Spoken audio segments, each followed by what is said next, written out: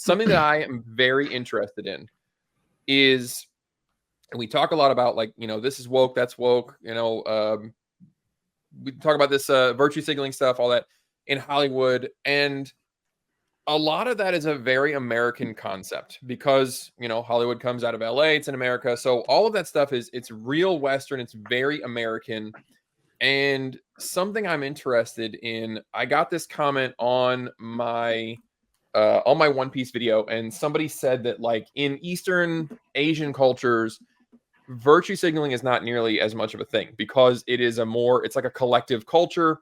Yeah, they're very into collectivism and community, and virtue signaling is a very individualistic thing. It's a very look at me, look at how good I am. Like it's a very draw attention to yourself kind of concept. And that made a lot of sense when they explained it. It's a very long comment, so I won't read the whole thing, but that was kind of the spirit of what they were saying, is that it's a, virtue signaling, wokeism. They're very, very Western, specifically American things. And since you guys all live around the world, I'm interested in your specific region. What does this like social progressivism, or what we call wokeism, or whatever term, what does that look like in where you guys are at? Well, for me here in Uzbekistan, obviously there's a lot of repression and people don't talk. No, in New Zealand, we're just starting to get it now, but it clashes in two ways because we're a very egalitarian society. And we're also, for us, identity politics is kind of like a downer. People don't really talk about it. No one would talk about abortion here or anything like that. It'd be kind of lame and strange to bring that sort of stuff up. But it is creeping in. And our particular version is to do with the indigenous people, the Maori. And when our country was settled, we had a treaty of Waitangi, which was signed with the indigenous people, which is endured as this flawed but also actually decent document that establishes the rules and conventions between the Crown and the Maori who signed up to this treaty. And there's been all sorts of reparations that have been paid to various tribes by using this as a system. But the problem now is that there's this idea that some people want to push of co-governance, where Maori would have specific types of access to local community services or to utilities, or their own separate but equal forms of governance at all sorts of levels. And people kind of push back against that because that goes against that egalitarian notions of one person, one vote. We're all equal irrespective of everything. So that's where our interesting tensions are. And it's bubbling out because we've got an election in about 3 or 4 days, and you've got one populist centrist guy who's getting a rejuvenation in the polls because a lot of that stuff is welling up for a lot of people. So that's our particular slant on identity politics. But when it comes to like diversity in casting, that's not really a problem. I think most of what we produce tends to have a lot of Polynesian and Maori content in it because we tend to find that more entertaining. So that's sort of where we're at. About you, Parker, how are things in Canada? Man, I've been watching a lot of videos about Canada recently. It's so much worse than I thought. Everybody says that when they watch some recent stuff or hear about their latest news. As far as that, for my personal life, like it's something that I navigate pretty much every day because I'm in getting my education degree. So doing practicums, teaching, and it's something that you got to navigate carefully as far as that goes. As far as diversity hiring and stuff like that, I mean, we just gave you guys Robin Hood. So, I mean, I'll apologize for Canadians for that one. I guess that would probably tell you where it's at. Apology not accepted. That's not accepted. In fact, Parker, I should warn you, I'm actually going to be invading Canada soon. In my next video, I will be formally declaring war against Canada in retaliation for Robin Hood because it was funded by the government, so I've no choice. Well, let's make a pincer movement. Well, now, the only thing I know about Canada, of course, Jordan Peterson is super famous in America, and his whole thing that he got famous was because there was like legislation they'd proposed to actually, I guess, criminalize or they wanted to amend the legal code to talk about like safe speech or, that you had to use people's, their name or their pronouns or whatever. Is that still a thing that Trudeau is pushing for, or Like, Yeah, what's the status on that kind of stuff? Yeah, that's still a huge topic right now. They're trying to pass legislation in Saskatchewan. They're going through it. Like I'm in like super rural, middle of nowhere Ontario. Like it's tough running a movie channel because I'm about 2 hours to my nearest movie theater. Like we're just getting colored TVs, guys, so I'm surprised that my internet can keep up with you guys. But no, like we see it all the time. Like in Saskatchewan right now, they're passing it where it's if you need a parent or guardian, if you're under 16 or 18 to be referred to which pronouns in school, if you can change them without a parent's consent. I mean, all that stuff it's going around here every single day. It's the main topic of news. I'm not gonna, monologue about Canada, you're the Canadian here, but what it really upsets me, that kind of nonsense, because it's such utter bollocks, right? You can give yourself whatever pronouns you want. You can call yourself a woman, girl, an alien, an extraterrestrial. I don't care. You do what you want, but I shouldn't be forced to entertain your delusion, right? But here's what really annoys me about this. Canada does have problems, like really serious problems in terms of quality of life and cost of living. From these videos I was talking about, I'll give you some of the data. The cost of a house, basically in, I think, Toronto, it's and pretty much all over the country, compared to cost of living, it's 70% higher than New York. So the cost of property relative to cost of living is 70% higher in Canada than it is in New York. Like these are not, no one can buy a house. Like there are people who are earning a lot of money and they know that they will never, ever be able to afford a house. The cost of living is gigantic. So people are just broke. Everybody's always broke at the end of the month. And you're talking about fucking pronouns? Do you ever get upset about that, Parker? What's that? Does that ever upset you? Is there a sense of that in Canada that people feel like the priorities are all wrong? Yeah, I mean, lots of people, they have the views that we just go on the picket line around and just apologize to each other. But there's been, I'm sure you guys heard about like the huge truckers thing that went on, and it's a frustrating thing that with all the problems, and like it was in our notes. I know we were going to talk about like the Galactic Cruiser kind of shutting down in our Star Wars thing, but because it was like $6,000 for a family to go on, and I was just I was laughing because that's a trip to the grocery store here in Canada right now. So it's crazy that the biggest problem is the pronouns in schools and putting litter boxes in the bathroom and public restrooms. It's a crazy thing. What about I have a very complicated. Sorry, go ahead. I was just thinking, I have a very complicated relationship with Jordan Peterson. I think my least liked video was one where I tried to do an objective analysis of him. At the outset, he was absolutely right. Like, people can refer to themselves and contextualize themselves however they want. But his big complaint is that it was being made punitive if you didn't refer to people in terms of potential for fines, if you didn't refer to people by the terms that they wanted to be referred to. And that's crossing the line. He was absolutely right. And then I did this whole huge video about how there was this moment with Jordan Peterson for 2 or 3 years where he was right in the zeitgeist and people on both sides were finding him interesting and compelling. And just in the recent couple of years, I think in my view, he's still incredibly popular, but he squandered that space where he was considered relevant and interesting on both sides. And I think he squandered that a little bit by going over to more specifically to one. Like he was speaking at the Oxford Union. He was doing a monk debate with Stephen Fry was on his side of the debate. So there was just a moment where he was, this real catalyst. And it's just lost it a bit. I saw that video and I think you did an excellent job on that one. And I agree with you that for me, the moment that I really, I can't say I like lost respect for him, but I kind of felt like it was a tipping point was there was like a Sports Illustrated cover. I think it was a transsexual woman or I think it was a body positive gal. And he tweeted just like, she's not pretty or something to that effect. And I just felt like he spent these years building up this college professor, very intellectual, cerebral guy. And then to tweet out a quick, value judgment about this woman's appearance, like that's so counter to the whole persona that you've built up. And it just shows that you're being dragged into this culture war bullshit that your whole brand is like being above that. You're pure logic. You're Mr. Mhm. You know, Mr. Make your bed and take care of yourself and all that shit. And that to me was a big point where I just felt like he's really being taken over by these people who just he's part of the culture war stuff. And exactly. It was disappointing to see that, and it's happening more and more with him. Mm-hmm.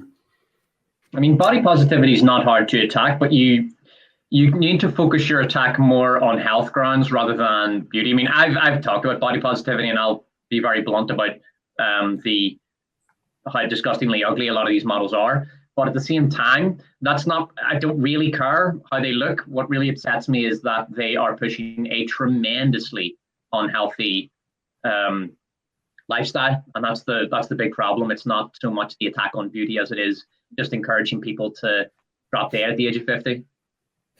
Mm-hmm. Yeah, you're right.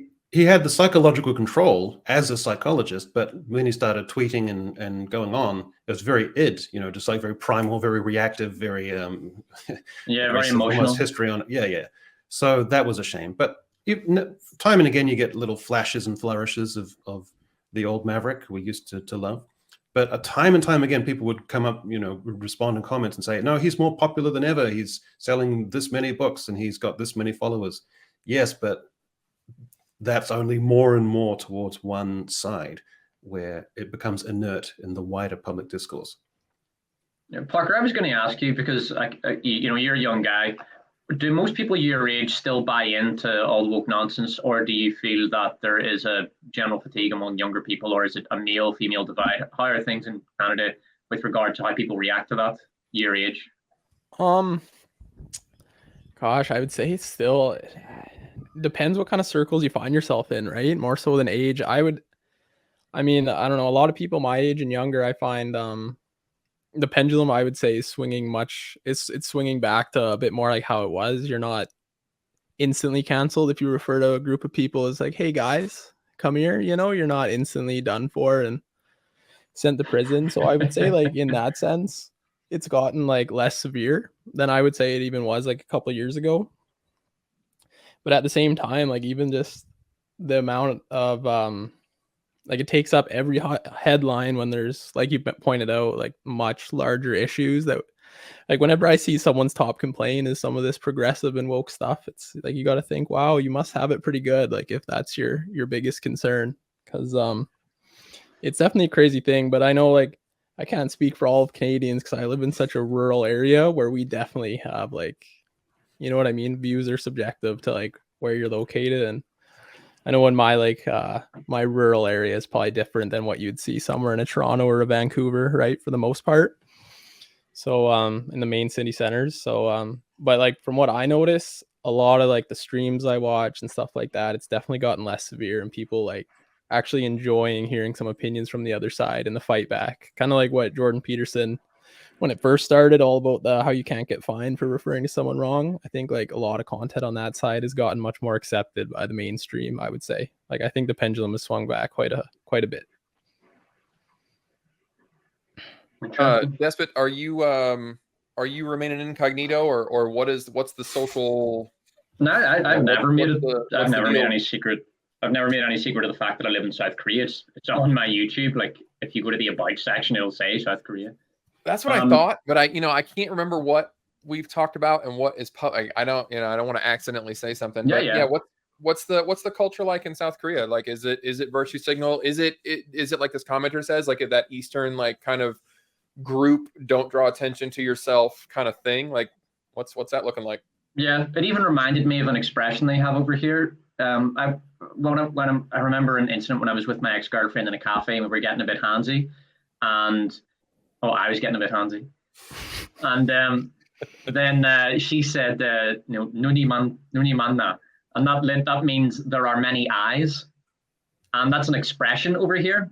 There are many eyes, and what that means is, watch your behavior, don't draw too much attention to yourself. There's a lot of people in the room who could be watching you, and that's not an expression in English. You wouldn't say that in English, like, there are many eyes, and probably I would guess there's an equivalent in Japanese. And the idea behind that is you don't want to draw attention to yourself. And that's very much the culture over here. Even if you were to go out, you go out in the subway or you go for a night out in Itaewon or Hongdae or something, the big popular areas in Seoul, one thing I always noticed is that the girls tend to dress in some combination of black, gray, and white. They're dressing in a manner that's not, I mean, it's not conservative. Like, you'll go out and you'll see some like incredibly beautiful women dressed in fairly provocative manner in some places. But it's, it's sexually provocative. It's designed to elicit, sexual desire in men. It's not so much look at me. It's more like, I want a rich guy kind of look. But people do dress in a way that it's not designed to avert attention, but they're quite happy to kind of go with the herd and not to draw attention with themselves. And when you do see people who are dressed in much more ostentatious, colorful clothing, or in a way that's likely to attract attention to them, it's usually Westerners. And another interesting thing, they have a gay pride. A pride parade. It's not just gay anymore. It's all the wonderful colors of the rainbow and many letters of the alphabet now. And they have that once a year here. And it's most of, like, at least half of them are foreigners. It's foreign driven. And it's essentially attempted cultural colonization. So I remember having conversations back in the day when I used to go out before I was, married with a kid. And you'd have these foreigners and they'd be saying things, they'd be complaining about how gay people couldn't get married and how, there's not enough sex positivity and they're not open enough to gay people here. And it's like, you're a cultural colonist. You're trying to export your ideology into a different culture. But at the same time, you scream on Twitter about the evils of colonization. So terrible hypocrisy there. But yeah, very much here, the whole idea of virtue signaling and drawing attention to yourself isn't the thing. But fundamentally, I was thinking about this because I do see it a lot on YouTube comments. People say things like, well, what is woke? You can't even define woke. So I decided to come up with a definition for it. So I basically, in my case, I would define woke as a political ideology, movement, and neo-religion that is primarily concerned with intersectional identity, particularly focused on sexual, gender, and very particularly racial identity. And essentially, it's an attempt to impose a caste system, an intersectional caste system on the West. So that's and there's a lot more. There's a lot more going on with woke as well. And one of the reasons it's so hard to define is because there's so many. It draws from so many ideologies. It has Marxism in there as well. But instead of class warfare, woke tends to go essentially for racial warfare. It encourages races to despise one another, and also men and women to despise one another. So it's kind of a weird mix of Indian caste system, Marxism, and feminism. Basically, it's a very putrid mix of just basically the worst ideas that have occurred to humanity over the past several hundred years. Now, there are one thing I will say about South Korea is that there has been problems here with feminism. Feminism is tremendously unpopular among young men here, and even a lot of people blame feminism for the very low birth rate, which I think is unfair. I think that the birth rate here was caused largely by government programs encouraging people to have as few kids as possible. This went on for 30 years, really from the late 60s up to the early 2000s. And only then did the government begin to realize what an absolutely massive mistake they'd made and begin to reverse course. So if you're ever wondering why South Korea has the lowest birth rate in the world, it's basically because of 30 years of government-backed social engineering. And then they had a massive economic crisis, and property prices here are absurd. They are gigantically high. They might even be higher than Canada. So all that together, you've got a very low birth rate. The reason I bring that up is because it's important to bear in mind that there are other ways to destroy a society apart from woke. So the very low birth rate over here is it's literally killing the country. And you don't see woke here. And then you look at advertisements. A huge one is advertisements, right? If I look at American or British advertisements, I see fat women jumping up and down with massive smiles on their face because it's just so much fun to be obese. I see, one thing I didn't realize after I left the West, something happened after I left. So I left, and what happened was all of those all-white friend groups that I used to know, they all just stopped. They don't exist anymore. Every single friend group everywhere now, and every single family is multiracial, is mixed race, according to British and American advertisements, right? Every single one of them. It doesn't matter if it's, where it is in the country, there's always mixed race, and that's not the reality. Most friend groups are just uni-racial, or maybe it's a bunch of white guys and one girl from East Asia or something like that. But it's just absurd. Like I actually have a word for it. I call it ethno-distortionism. Ethno-distortionism. I'm thinking about doing an analysis of ethno-distortionist propaganda, because that's what it is. The goal is to distort people's understanding of their own demographics. And they don't have any of that here. So if you look at advertisements, it's a pretty young girl, and she's advertising tuna, and she smiles, and then she eats some tuna, and she goes to indicate how much she liked it. And then there is a wide shot to let you know that she has attractive breasts, and then the advertisement ends. That's what it's like here. But in the West, it's two men kissing for a while, and then they go to a gay pride parade, and one of them proposes to the other one, and then they hug, and then they advertise the tuna. You know what I mean? Well, there's ethno-distortionism. I would say that the version that is here is that in advertising, it used to be the default would be, because it's the majority, would be like a white couple or a white family. That would be the generic default. And then over time, I think in the last 5 years, advertisers have made the decision that the generic default will be like a minority or an ethnicity family. They've made that the default that you see in advertising, with the effect that it's quite distorting, because now the vast majority of advertising features not the majority in the advertising. So there is that kind of distortion because that default has changed. Yeah, well, I mean, the idea is to get the populace to, there's a element of nefariousness to it, but it's also just that every single marketing firm on their own wants to have diversity in everything. So it's the fact that the marketing firms are filled up with these people who think this is also wonderful. And it's not this like overarching conspiracy. It's just a bunch of little idiots all over everywhere. And it's not like they're working in concert. It's just, that's what you get when every single marketing firm, and marketing firms, I think, are 60% women plus, sometimes more.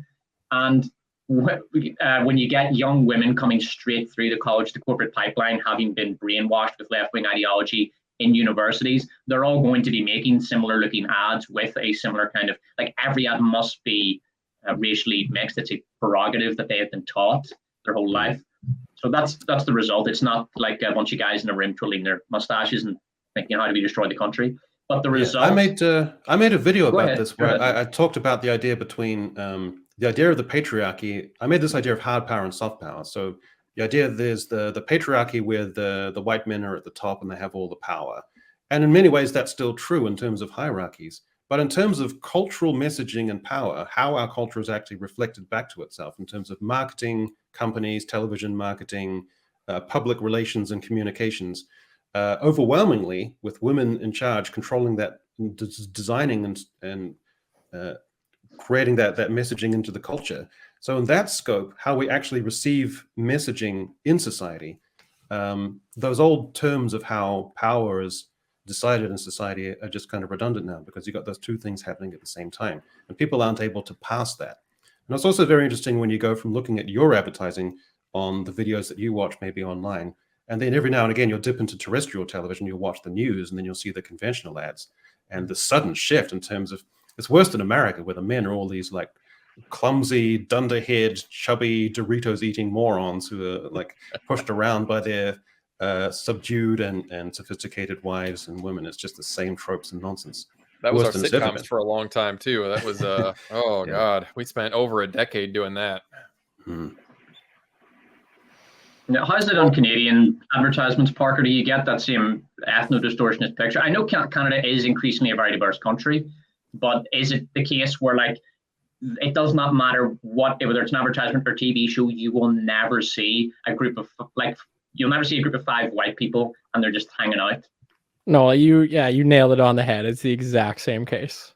It is completely mixed race every single time. Adopted kids. Half of the time it'll be a commercial for a razor and the person has to have a prosthetic. There's been I don't know if anyone else on Canadian networking has noticed, but every single ad lately, somebody's got a prosthetic on.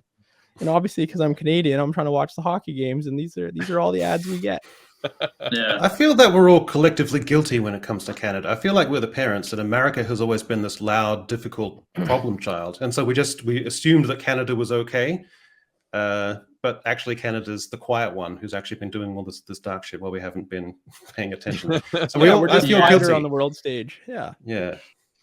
It's like Canada was this lovely little, 12-year-old girl, and now she's 15 and she comes out of her room covered in scars. And she's got her hair dyed dark purple and she's in massive She's Dr. vegan. Martens. Yeah, she's vegan as well. It's not a phase.